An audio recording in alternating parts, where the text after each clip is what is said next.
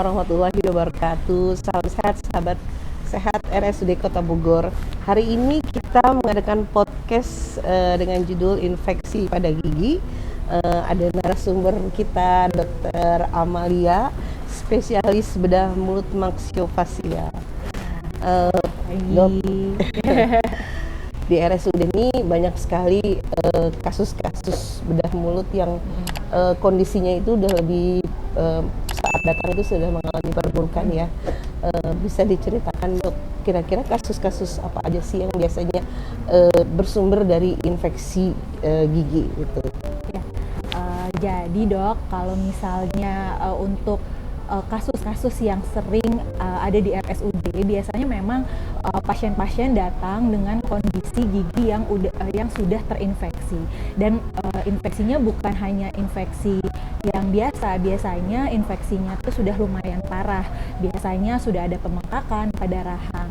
Ini penyebabnya salah satunya adalah abainya para pasien dalam menjaga kesehatan di rongga mulut. Biasanya udah ada gigi yang berlubang, sudah ada karang gigi, atau udah ada sisa akar gigi. Nah, mereka tuh mengabaikan masalah ini, sehingga baru terasa adanya bengkak, baru terasa adanya pasien-pasien susah menelan dan adanya nyeri, baru pasien-pasien datang untuk berobat. Padahal kondisinya sudah parah tuh, biasanya infeksi yang sudah parah, penyebabnya padahal hanya karena gigi berlubang atau sisa-sisa akar gigi yang terinfeksi, seperti itu Dok. Biasanya pasien itu abai karena apa ya? Karena mungkin dia pikir tidak bisa sampai bengkak seperti itu mungkin ya. Iya, Jadi pasti. tidak berpikir terlalu jauh ya sampai sejauh itu bisa sampai bengkak. Iya, betul. Penyebarannya bisa sampai kemana aja Dok? Nah, ini yang harus diketahui, biasanya memang untuk gigi-gigi yang bermasalah ini, terutama misalnya kayak sisa akar gigi tuh Dok, itu kan giginya sebenarnya udah mati, biasanya nggak ada rasa tuh, pasien nggak ada keluhan apa-apa, makanya mereka abai.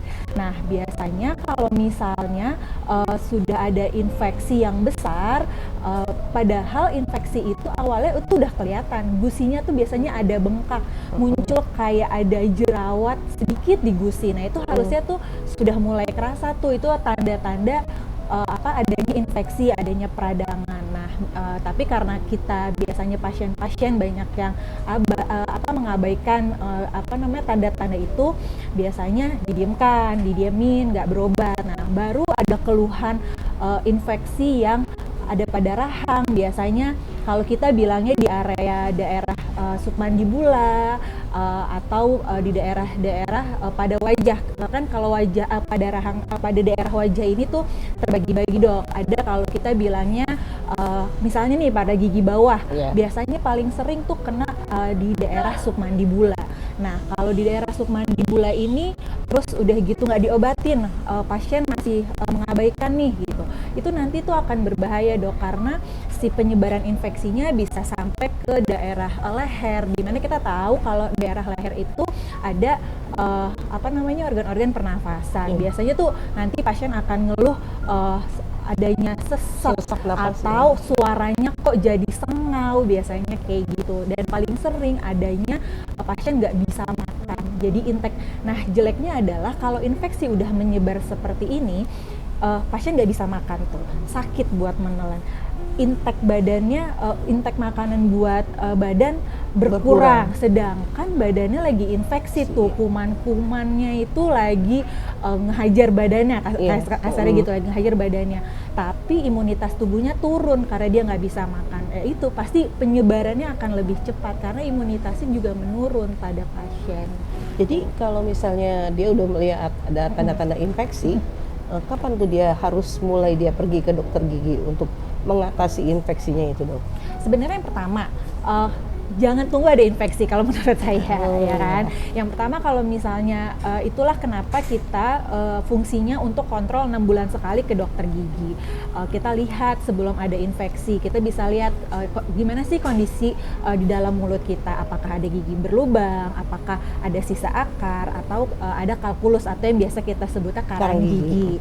Nah, kalau memang sudah ada infeksi, biasanya dokter sebelum melakukan tindakan, dia akan memberikan memberikan obat terlebih dahulu. Tapi balik lagi, kita lihat dok, apakah yang pertama gigi tersebut walaupun dalam keadaan infeksi masih bisa kita pertahankan. Kan kadang-kadang ada yang namanya istilahnya tuh giginya berlubang. Nah, udah gitu ada infeksi tuh di ujung akarnya, tapi kondisinya giginya masih bisa dipertahanin loh ini. Nah, itu kita bisa melakukan yang namanya perawatan saluran saraf gitu, tanpa harus mencabut giginya. Tapi kalau misalnya sudah ada tinggal sisa akar gigi nih, lalu ada infeksi gitu, giginya harus diambil, tapi biasanya dari dokter kita akan memberikan antibiotik terlebih dahulu sebelum kita melakukan tindakan pencabutan gigi. Kalau penyebarannya sendiri bisa sampai ke jantung ya dok? Bisa, betul. Jadi untuk masalah gigi berlubang ini kadang-kadang orang menganggap sepele, padahal banyak juga kejadian kalau misalnya masalah gigi berlubang ini dapat menyebar ke organ-organ penting, gak hanya ke jantung aja, bisa juga ke otak. Biasanya kalau jadi yang harus kita bayangkan adalah di dalam tubuh kita ini banyak kabel-kabel atau pembuluh darah. Biasanya dia itu menyebar melalui si pembuluh darah itu. Kalau misalnya ke jantung bisa menjadi endokarditis. Nah, itu penyebabnya si bakteri atau kuman dari gigi itu melalui pembuluh darah dia akan menempel di katup jantung. Atau ada juga bisa menyebar ke otak yang nantinya bisa menjadi meningitis gitu dok. Jadi jangan pernah anggap sepele gigi berlubang, sisa akar gigi, karena ternyata akibatnya fatal gitu dok. Kalau tindakan-tindakan lanjutan kalau sudah ada infeksi gitu ya dok ya, biasanya kan pasien datang dengan keadaan udah bengkak gitu, itu harus dioperasi ya? Ya, betul. Jadi kalau misalnya pasien datang dalam keadaan bengkak, biasanya infeksinya kita sudah bilang infeksinya sudah meluas. Nah, mau tidak mau itu kita harus melakukan operasi untuk mengambil atau membuang si nanah yang ada. Nanah itu suatu akumulasi dari si infeksi yang dibiarkan. Nah, nanahnya sudah terkumpul, jadi kita harus buang itu melalui operasi, dan kita harus ambil juga tuh gigi penyebabnya gitu. Soalnya kalau nanah kita buang tapi gigi penyebabnya tidak diambil, itu infeksi akan tetap berlanjut ya. Gitu. Bahkan bisa jadi kematian ya dok? Betul. Apalagi kalau infeksinya yang tadi saya bilang penyebarannya udah sampai ke daerah leher, lalu bisa masuk ke daerah rongga dada. Nah, itu nanti bisa menyebabkan adanya kematian. Kalau gigi impaksi gitu dok, itu juga bisa menyebabkan peradangan atau infeksi yang bisa menyebabkan pembengkakan gitu ya dok? Bisa. Jadi kalau gigi impaksi itu kita lihat juga, karena kan untuk gigi impaksi dia banyak gigi impaksi itu tumbuhnya tidak normal, miring, sehingga kita akan susah membersihkannya. Nah, nanti karena susah membersihkan, giginya menjadi berlubang. Kalau giginya udah berlubang, ujung-ujungnya akan infeksi gitu. Betul, ya. Nanti jadi bisa menyebabkan adanya infeksi yang meluas pada rahang gitu. Jadi kalau memang sudah terjadi seperti itu, ada baiknya si gigi impaksi ini kita angkat saja. Ambil ya. Gitu. Ya teman-teman, kita sudah tahu ya dari penjelasan Dr. Amit tadi disampaikan bahwa gigi infeksi itu bisa karena giginya berlubang, bisa karena karang gigi, bisa juga dari sisa akar gigi. Jadi kalau kita di dalam mulut kita ada hal-hal seperti itu, sebaiknya kita mulai memeriksakan ke dokter gigi untuk mengatasi infeksinya ya, gitu ya. Lanjut ya dok ke pertanyaan-pertanyaan yang ada di media sosial. Kalau penderita TB apa boleh cabut akar gigi ya dok? Oke, untuk penderita TB memang sebaiknya kalau mau dilakukan pencabutan gigi boleh saja, tapi memang sebaiknya sudah selesai pengobatan, dan alangkah baiknya biasanya 6 bulan setelah selesai pengobatan, seperti itu. Tapi kalau misalnya ada keadaan emergensi tertentu nih, misalnya giginya udah ada infeksi, boleh dilakukan pencabutan gigi, nanti bisa dilakukan konsultasi terlebih dahulu nih kepada dokter paru yang merawatnya gitu. Kenapa dok kalau pasien TB itu harus selesai dulu pengobatan itu dok? Karena kan ada kuman aktif sensitifnya gitu. Dikhawatirkan nanti akan mengganggu penyembuhan luka. Nanti kalau misalnya penyembuhan lukanya terganggu nih, si gusi yang habis dicabut dia akan meradang. Nah nanti kalau sudah meradang seperti itu, khawatirnya adalah si tulang penyangga giginya itu menjadi nekrotik. Nanti akan timbul masalah baru yang namanya osteomilitis gitu. Ya. Jadi akan lebih memperparah malah ya. Betul. Ya kemudian dari Instagram nih ada yang nanya, gusi kiri berlubang sejak 2016. Wah udah lama ini ya. Iya. Ngunyah selalu pakai gusi kanan, apakah mempengaruhi posisi rahang, Dok? Sebenarnya untuk masalah pengunyahan dengan satu sisi masalah mengubah posisi rahang bisa jadi, Dok. Karena yang pertama dengan kita jarang mempergunakan rahang atau kita hanya dominan menggunakan satu sisi rahang, akan mempengaruhi rahang yang sebelahnya. Pertama biasanya ada tuh kalau kita suka rasa-rasa pas buka mulut kok ada bunyi klik ya seperti itu. Nah itu biasanya karena salah satu sisi yang dominan itu kerja otot pengunyahannya lebih berat ya? Gitu. Selain itu juga akan tumbuh karang gigi ya, Dok? Iya, karang giginya di satu sisi yang tidak terpakai itu ya lebih banyak biasanya. Iya, betul. Ya. Jadi siap-siap nih pergi ke dokter gigi nih ya Mbak, Mas ini ya yang dari Instagram ini. Ya, kemudian pertanyaan berikutnya, kalau gigi sensitif bisa sembuh nggak, Dok? Nah, ini yang harus kita ketahui. Pertama, gigi sensitif itu kita kadang-kadang suka mikir, aduh gigi saya sensitif nih. Padahal ternyata pas dilihat, oh ada lubangnya loh, makanya giginya terasa linu. Atau ada yang namanya istilahnya abrasi gigi. Itu karena kesalahan kita dalam menyikat gigi gitu. Nah, jadi kita harus mencari tahu dulu nih, kenapa sih giginya sensitif gitu. Sebenarnya bisa sembuh kalau kita ketahuan penyebabnya apa nih gitu.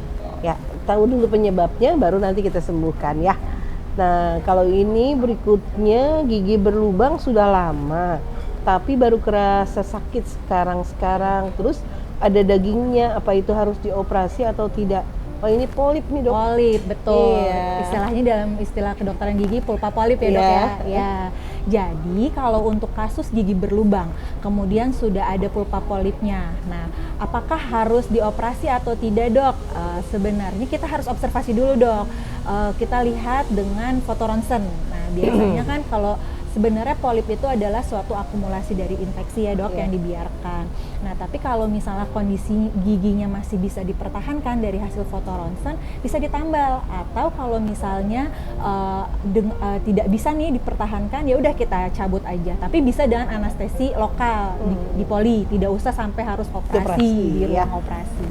Jadi jangan takut ya, nggak harus dioperasi, tapi bisa dicabut di poli. Ada lagi mungkin berikutnya. Nih sakit banget nih gigi impaksi, berlubang, pengen segera dicabut, sakit-sakit terus gusinya, kayak ada benjolan kecil di dalam gigi. Mungkin ini giginya juga udah berlubang ya, sama seperti tadi ya. Betul, ada polipnya juga ya. Betul, hati-hati, nanti infeksinya bisa menyebar ya. Iya, betul. Ya, lanjut lagi. Gigi udah berlubang, terus ada kayak nanah di gusi, termasuk infeksi ya? Iya, termasuk infeksi. Itu udah mulai ada tanda-tanda infeksi gitu, jadi harus segera diperiksakan. Ya, pergi ke dokter gigi. Ya. Nah, sahabat sehat. Ya, sahabat sehat RSUD Kota Bogor. Banyak ya ilmu yang kita dapatkan selama kita berbincang sama Dokter Amalia.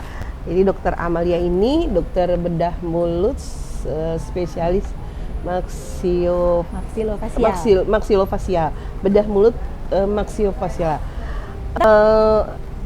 Prakteknya di RSUD? Betul, saya praktik di RSUD seminggu 3 kali, setiap hari Selasa jam 14 sampai jam 17, setiap hari Rabu jam 8 pagi sampai jam 10, dan hari Jumat dari jam 1 sampai jam 4 sore. Oke. Jangan lupa subscribe channel RSUD Kota Bogor ya, untuk mendapatkan lagi informasi-informasi terkini tentang kesehatan. Terima kasih Dokter Ami informasinya. Semoga bermanfaat buat teman-teman ya, pemirsa sekalian. Ya, terima kasih. Salam sehat.